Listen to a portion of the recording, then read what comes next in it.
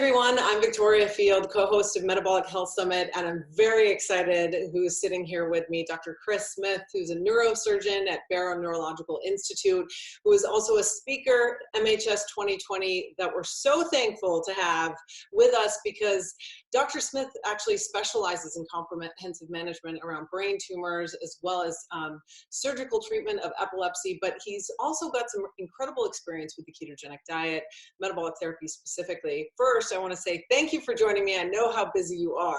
Absolutely. Thank you for having me. It's a real privilege. Awesome. Well, I want to get into sort of take it back a little bit. I mean, the work you do, first of all, is very admirable and inspiring, really. I mean, it takes a certain kind of person. I mean, you're working with people who are facing life-threatening diagnosis, many times, glioblastoma, a variety of brain tumors, as well as epilepsy, and some of which might not have experienced control with seizures. And it's a very difficult job. So, and you've been doing it for some time.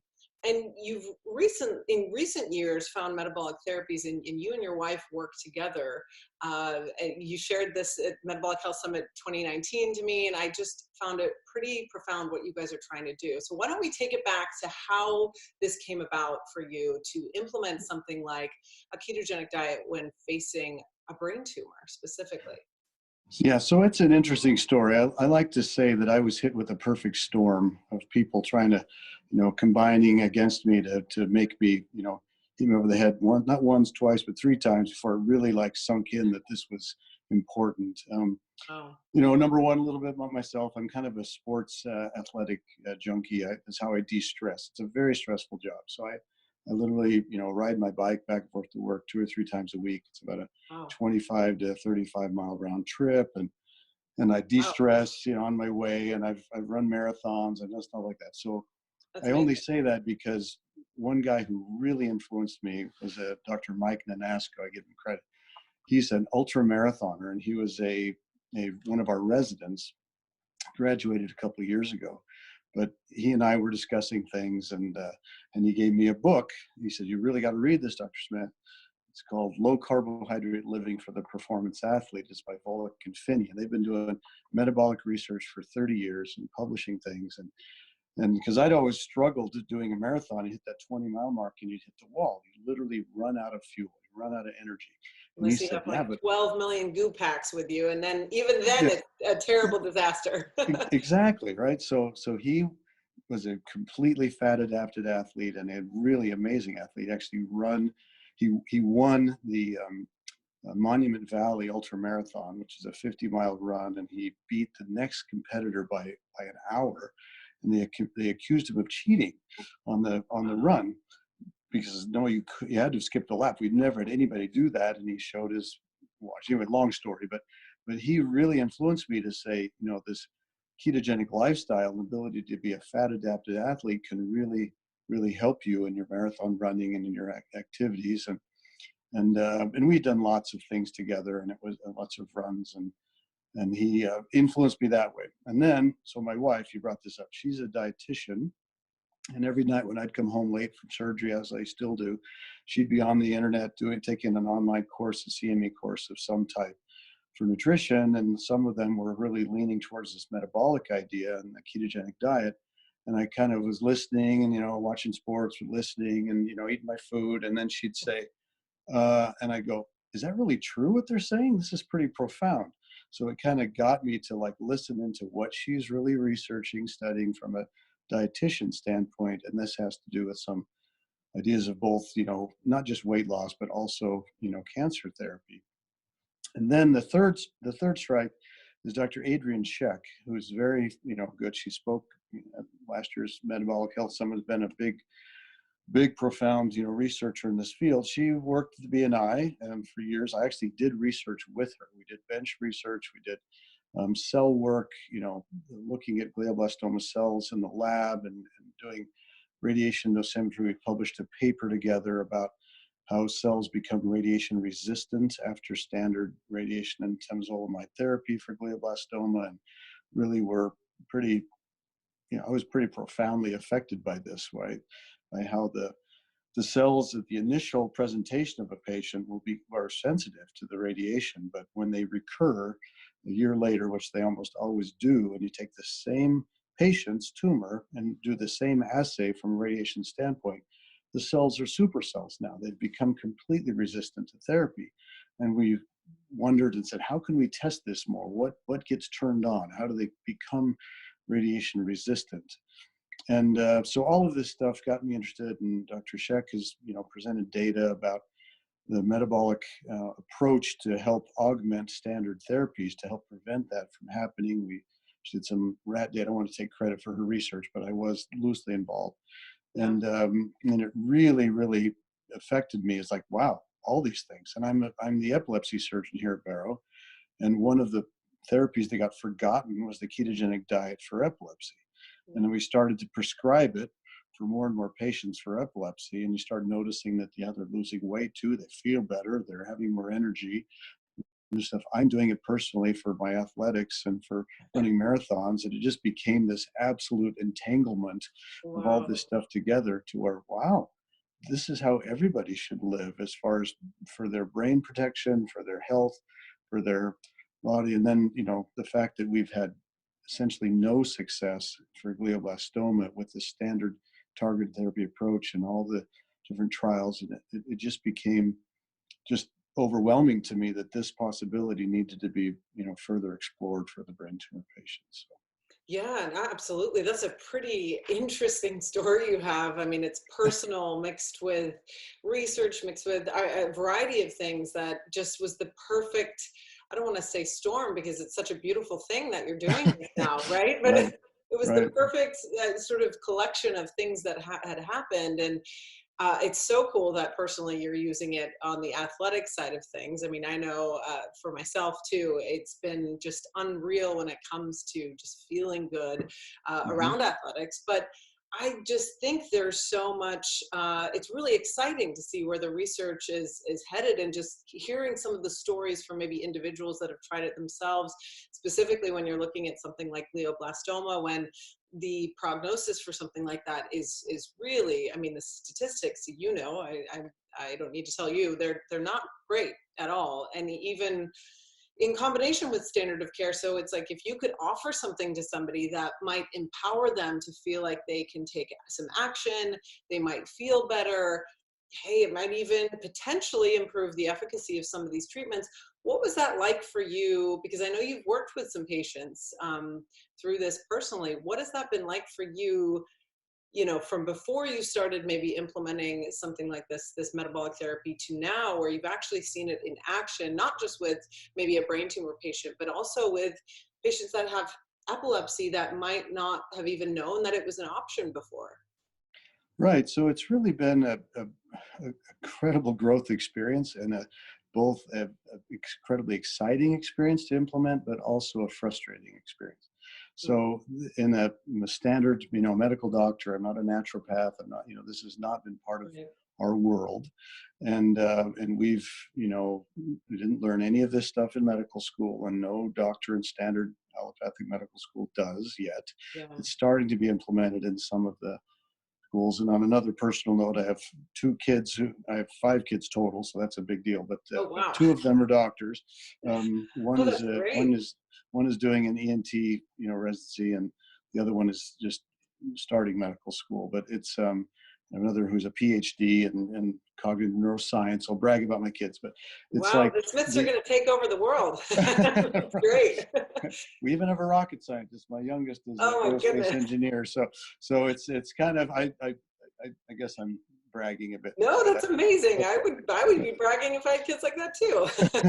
Awesome. And right, and my other daughter is an actress out in Hollywood, and she does a lot of really good yoga and personal motivational things, and a lot of implementation of really good exercise and all that stuff for mind and body wellness and all this stuff. So it's a big, I feel very good. My wife and I can be proud that our kids are doing good things, and that's, I Absolutely. give her all the credit for that. I was really here at the hospital operating late all the time, but she managed to raise them well. But Wow. at any rate, there's all of these things that we did not do well, as medical doctors, as far as understanding the importance of nutrition, preventative care, and all this. And we're good at treating things after the fact. And so switching from, typical surgeon's attitude is, well, let me cut it out and fix it and then send you to somebody else. I've never been like that.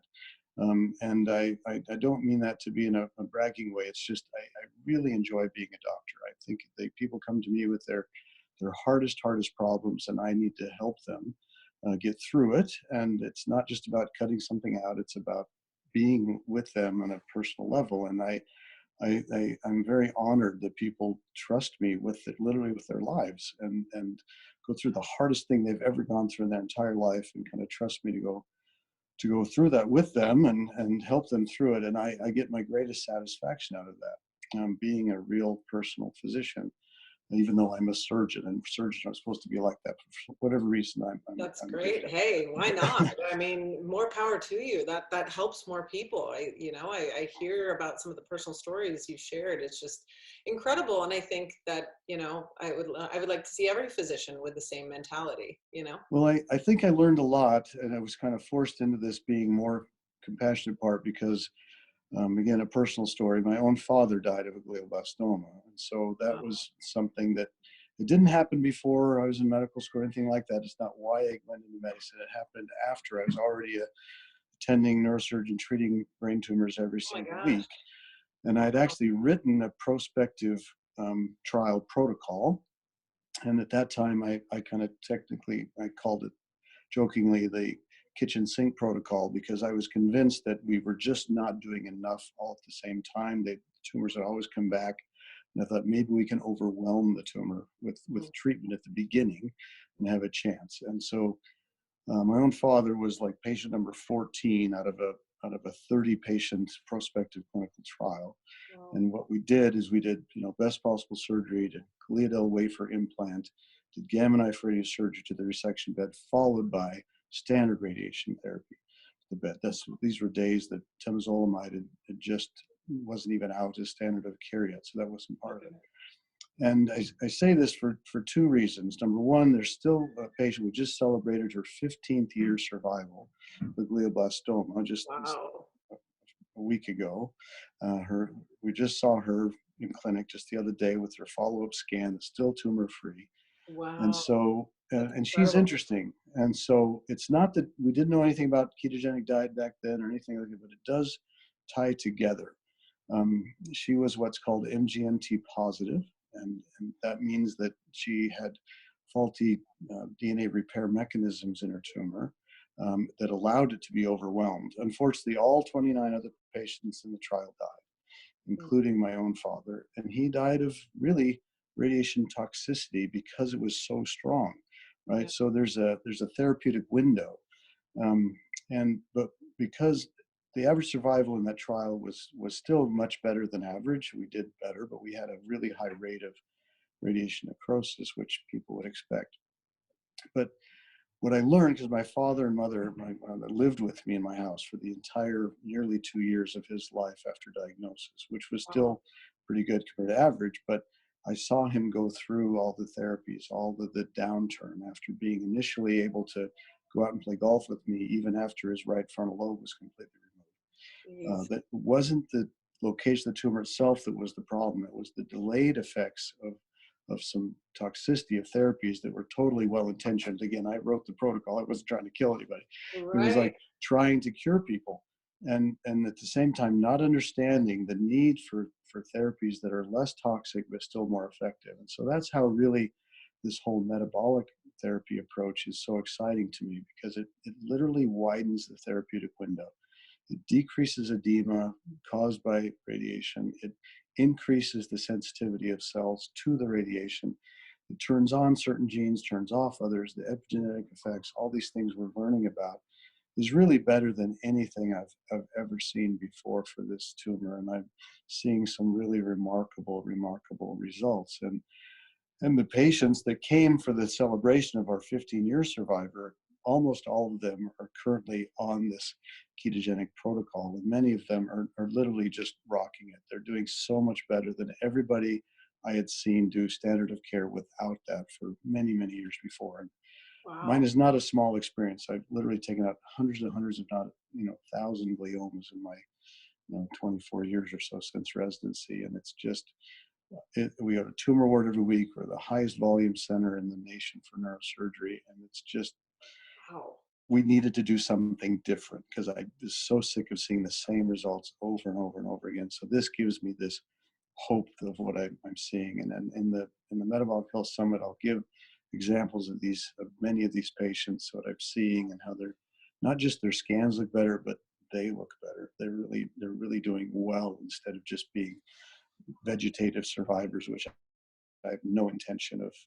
producing a good looking scan with a patient who's not really alive. That's not what it's Right. about. Well, quality of life is so Exactly. important in all of this, and I think that even if nothing else in the world, I mean, this provides the patient with something they can feel proactive about as well, which I think Hmm. does change mindset and just overall mood and outlook. And then you have a patient like the 15-year thriver, if you will, Hmm. that's just doing phenomenally well, and it shows like, gosh, there's really something here. I mean, for you to go through it personally with your own father, to see this patient that you're talking about now, and many other patients that you're talking about who are on a ketogenic diet and doing really well, to see this sort of evolve for you, where's your perspective now, where the future is when it comes to metabolic therapy's place, specifically with neurocognitive issues to epilepsy all the way to brain tumors? Where does it fit within that? What do you hope to see, and where do you think it'll be in the future here soon? Yeah, so I really think the field is in its infancy. The beauty about it is that it is so novel. The biggest switch in people's minds, I talk about this with just about everybody who will listen to me, about the medical professions, our understanding of cancer has been misguided. I really believe it's a metabolic disease. It's not a somatic mutational therapy genetic disease. And there's so many reasons why that is true. And it's so hard for people who, like I was one of them, I was a complete skeptic. When Adrian Scheck came to me and said, you know, can you really try this diet, in your patients? My thought was, it's a diet, it's food. What can food do What to is a it going to tumor? do? When I'm dealing with brain cancer here, I'm dealing with this mass of vessels and this horrible thing. I just can't, I just don't get it. Right. And that was me. That was it. I was a complete skeptic. And it Wow. wasn't until, again, this whole storm of activities around me got me to look at it and study it. And now that I see it, it's like light bulb. This is sugars. The reason a PET scan works is because it's tagged glucose molecule, right? It Right. lights up like a light bulb because those cells are using tons and tons of sugar, and they literally can't use oxygen for oxygen respiration, right? So, Mhm. and the fact that, as I'll give a plug for, Travis Christofferson's book, the the Truth about tripping over the truth, tripping over tripping the over the truth. truth. Yep. Right, exactly. So it's a phenomenal book.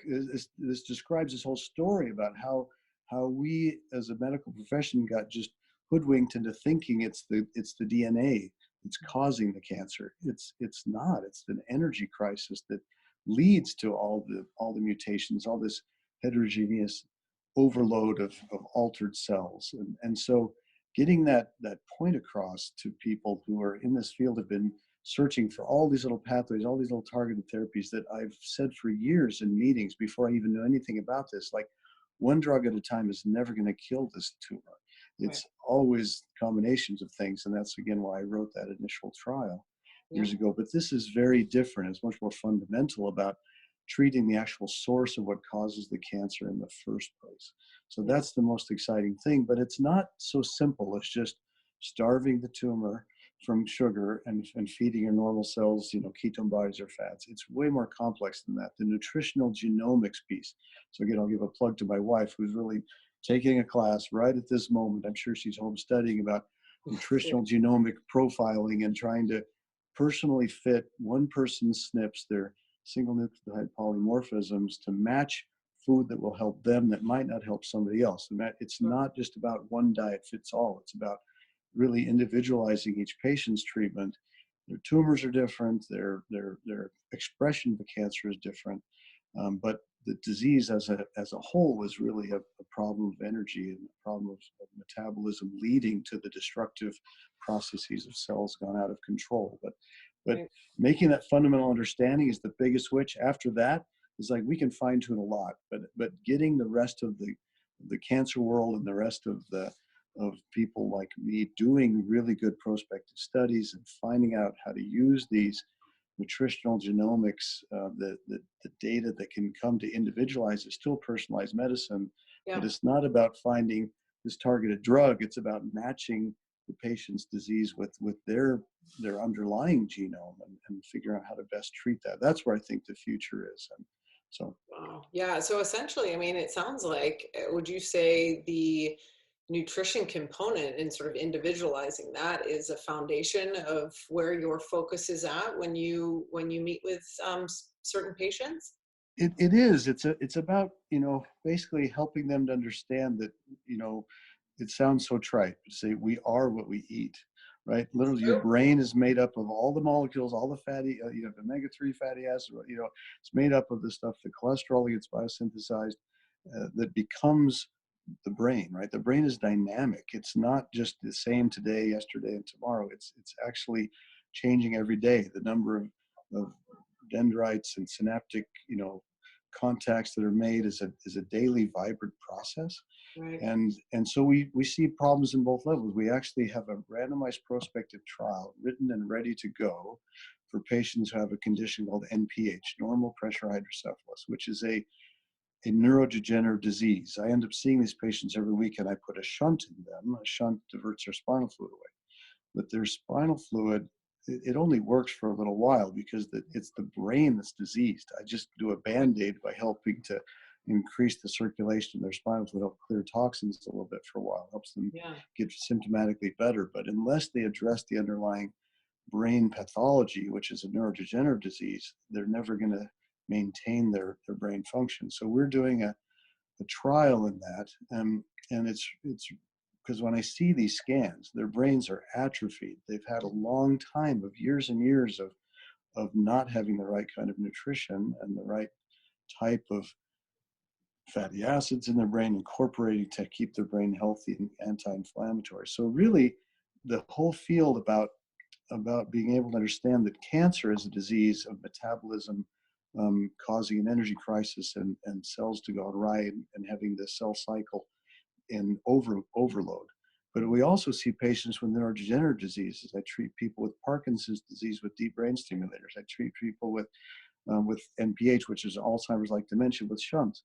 And that's when apoptosis has gone crazy the other direction. Cells are dying off when they shouldn't because they're getting the wrong type of signaling. So it's about Right. the correct cell cycle signaling that keeps apoptosis happening when it's supposed to, but not out of control, not autoimmune diseases like multiple sclerosis and all of the other inflammatory conditions in the brain that are also, I believe, very much diet and nutrition related. And Right. then also cancer being, you've injured your mitochondria, you have all kinds of problems that end up with an energy crisis. You've eaten poorly your whole life, and then all of a sudden, one day you get sick and expect it to be better. Yeah. It's ludicrous, really, right? You have everyone's entire health should be preserved for their lifespan. I think it is about the nutrition. Right. It takes years. I mean, in a variety of things that, beyond neurodegeneration. I mean, you're talking fertility and all these things that we don't think Right, about until like right at that moment where something happens or doesn't right, happen. Then it's right. like, wait, what happened? There's so many years leading up to this of like how we're treating our bodies, what we're eating, and Right. supporting that function. So I'm so curious, how is this metabolic therapies, research, you diving into this affected, because I know, you also specialize in surgical treatment of epilepsy. How has that changed that side of the equation for you when dealing with epileptic patients that maybe have come to you at some point and haven't and don't know about the ketogenic diet at that point? Right. That's an easy one, honestly, because there's really good data about the ketogenic diet for Right. epilepsy. And the neurologists have known about that for years, but they've not implemented it. And the reason is, I guess over time, it's just easier to think you can take a pill and fix you as opposed to worry about what you eat every day. So Yeah. it ends up being a matter of attitude of the patient. And it's really interesting psychology because some people look at it as like, wow, you mean I can just change what I eat and I can be healthier and I can have an effect and I can stop these seizures. I won't have to take these medicines maybe, and I can maybe avoid a surgery, all this stuff. And other people are just like, oh, that's overwhelming. I want to eat my potato chips. Don't tell me I can't have my beer. I mean, it's just like a Oh, it's, really different mindset. It's yeah. incredibly frustrating in one standpoint. From one standpoint, it's incredibly exciting from another to have people who want to have the attitude of taking control of their own destiny, so to speak. And Right. there's a we are it's really exciting in the field of epilepsy surgery right now because we have a couple of new things that just became available in the last year or two. We have deep brain stimulation, and we also have neuropace, which is responsive neurostimulation for epilepsy. Oh, And there wow. was a really cool poster out that was made aware to me. So I implant these devices. It's really cool. It's a device that we implant the electrodes where the seizure starts. So instead of taking out a part of someone's brain to cure their epilepsy, we Right. actually place a wire, connects to a computer that I implant in, where I take a little piece of their skull out and put this computer chip and interface in there. And then it records their brain waves 24/7, Oh my gosh. right? And when it's recording them, it's through a little bit of artificial intelligence through learning. It learns what a seizure is. So the patient like swipes a little wand over their head where their device is implanted under the scalp. You can't see this; it's all covered under their hair, and so no one knows they have it. But they the device learns what a seizure is basically over a month or two of time. And then after it learns the EEG pattern of the seizure, then every time it detects it, it sends out a signal to stop it.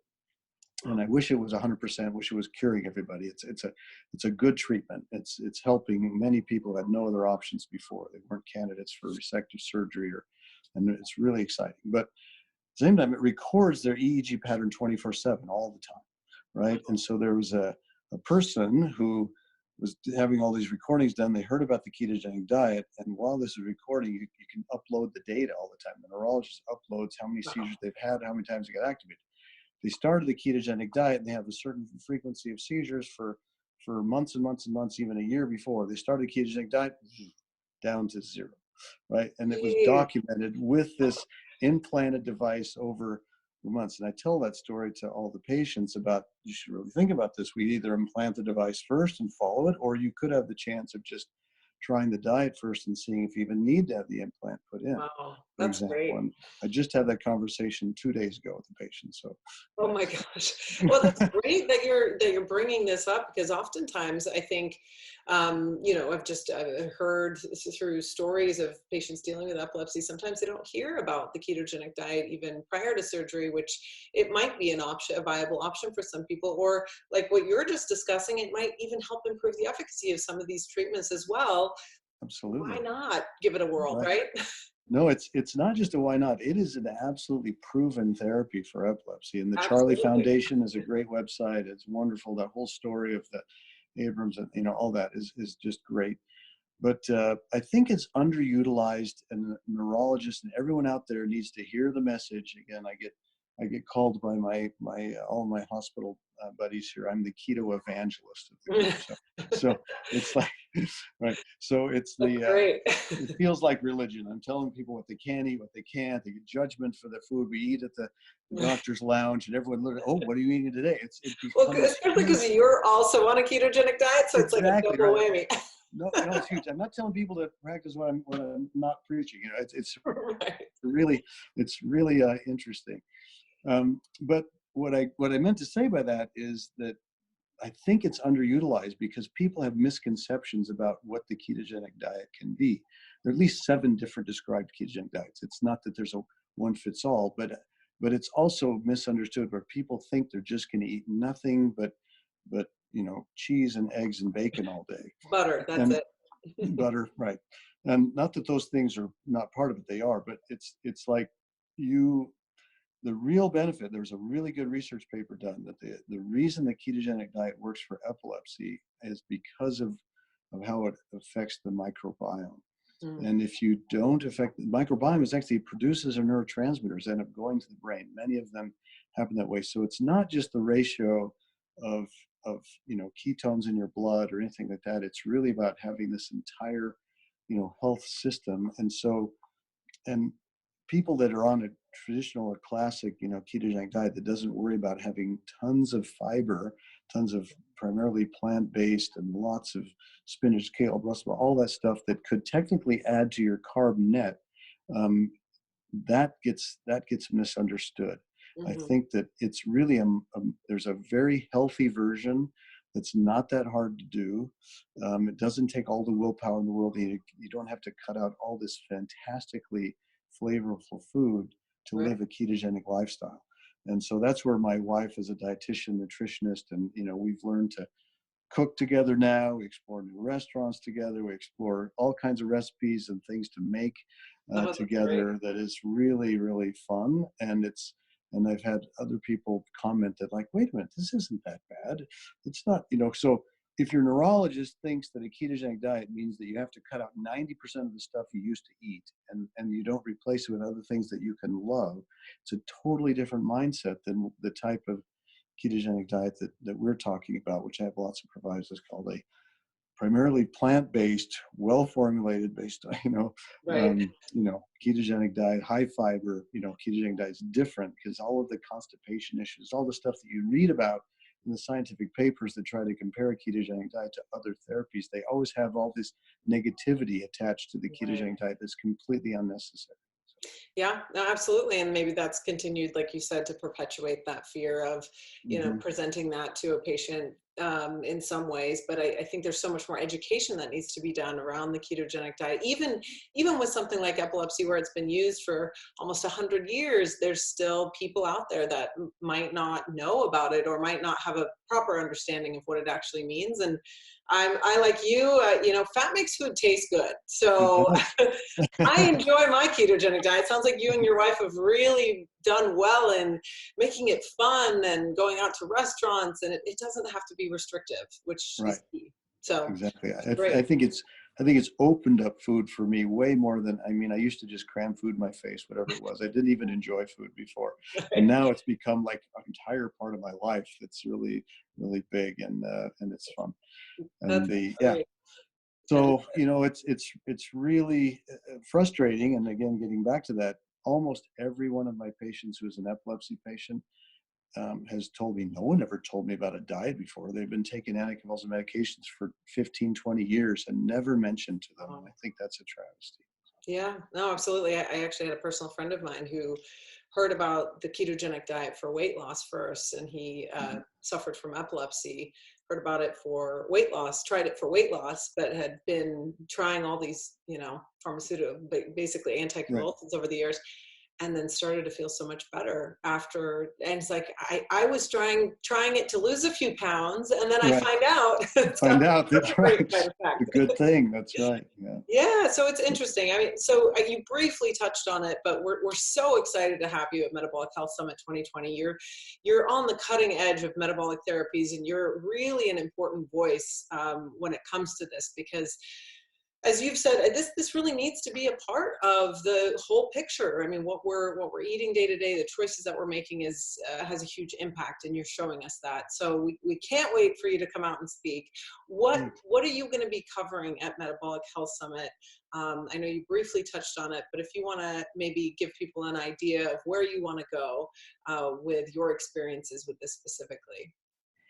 Yeah, so I'm going to really focus on the cancer treatment probably more than the epilepsy one. I can give a few, things about that it's kind of how I, got into it. Was certainly part of it was an easier um, way to get the neurologist to listen to me a little bit and just kind of tell the story of how this happened. But the most important thing is about telling real patient stories and giving examples of patients who are prospectively following patients with several different types of malignant brain tumors, and those that have been through lots of different therapies, and then we initiate the diet, and then and I have a couple of superstar patients that are just absolutely rocking it, or pretty big on, social media sites too, but they're doing this as part of the therapy. But I literally, for 25 years of treating, patients with these tumors, and not just a casual, tumor surgeon, but a very active, known to be treating, many, hundreds of patients with these brain tumors, for years, seeing the same results over and over and over again, just banging my head against the wall. And now seeing patients who literally have their tumors shrinking on the scans, month after month after month. And we get interval scans, usually every 2 or 3 months with a highly malignant brain tumor, and every 6 months with the more, low-grade tumors. And to see people, getting better. They never got better before. They always just kind of stayed stable, was the best you could hope for. And then waiting for that scan where things are going to drop out and they're going to, succumb and eventually die. And I've had, my heart just goes out to all the families, all the people I've treated over the years that are no longer with us. And I just became good friends with them and with their families. And I think of many of them right now as we're talking. And it just, I think it's a real privilege to have been their doctor during that, and to help them hopefully live longer than they would have and have better quality of life. But to not be able to be successful at curing their disease for them really just literally hits me right where it hurts. And to now have something that looks like it really fits the bill as far as tackling the underlying mechanism of why their tumors happen in the first place, and reversing the process in their brain, and seeing real examples of it, not just, theoretical, not just a paper with a number, but showing patients their pictures and scans of their journey, documenting their ketone levels that they keep and their diet that they're doing, and watching their scans actually resolve over time rather than progress over time. And I had never seen that before I started doing this therapy. So that's the story I'm going to tell. So. Wow, that's pretty incredible to hear you say that, and exciting as well. And I can't thank you enough for being open to speak about your experiences and share them with us at Metabolic Health Summit and with everybody there. It's so important to let people know what's happening, and it's really profound, the work that you're doing, as well as your wife. And you guys make a pretty awesome team. Yeah, she gets a lot of credit. I really would not have done it without her. I couldn't. She's a sweetheart. She takes people's phone calls. She meets them in coffee shops. She doesn't charge for it. She's literally just like Wow. helps them to initiate the diet, because I can give them, maybe 10, 15-minute cheerleading talk in the office and tell them what I want them to do. And it's funny, everyone wants to please their doctor. And I hear later all the time that they didn't want to tell you, Dr. Smith, but they're really kind of cheating half the time. My nurse practitioner tells me this stuff. And Oh, so, she's got some of the dirty work there. there's the challenge of wanting to do well, and the challenge of real life. And so the nutritionist, I just spoke as a keynote speaker at this meeting at the Marriott Desert Ridge in Scottsdale just a few weeks ago. And it was a whole room full of dietitians and full of nurse practitioners and people in this field, who are out there trying to really, make this work for other people. And it's a struggle, because you battle the primary care doctors who know nothing about it. You get this misinformation about how, oh, your cholesterol is going to go way too high and you're going to die of a heart attack. You get all this stuff that we've faced. And I've faced these challenges. I finally got a ketogenic diet available for our hospital menu. The patients that come in can actually order it on our. That's huge. That's I know. great. It was big, right? I mean, the dietitian, the whole program was like, not doing that. And so and every week when I go to Tumor Board, and other doctors are just, kind of rolling their eyes about, what's this, Dr. Smith is ketogenic. It's like, there's this real, inertia to overcome to help people get through this. But it's really just one person, word of mouth at a time, and then lots and lots of, good, and we have to document good data. We can't just say it works and then not have the publications and the real rigorous scientific follow-up to prove it. And I'm trying to be, that guy that helps this move forward. But I'm not alone. It's really exciting. There's lots of other people who I learned from. I mean, the real stalwarts of this, Thomas Seifert and people. He told me last year at the summit, you have a tough job ahead. And, he's like trying to get it initiated where he is in Boston. There's this to overcome the inertia, for people to really understand we've been kind of going down the wrong road for a while, and try to change that on the quote, the proverbial course of the Titanic, is really a challenge. And that's, we're trying to get it out there. So it's a team effort. I'm glad you chatted with Dr. Sheck that one day, and that's we're right. open to it. It was way more than one day. It was lots of I'm research sure. together. Right. Adrienne is amazing, and Yep. she's so good at what she does, and she's great at communicating the power of what, she's funny. She labels it as, if you just tell somebody who doesn't know about the ketogenic diet, sometimes it sounds like snake oil. That's how crazy it is. But you fixes listen. everything. Yeah, it's everything. Yeah, right. No, it's great, and you're doing such good work. So thank you so much, and thank you for coming out to Metabolic Health Summit 2020. If you don't have your tickets, you can come on out.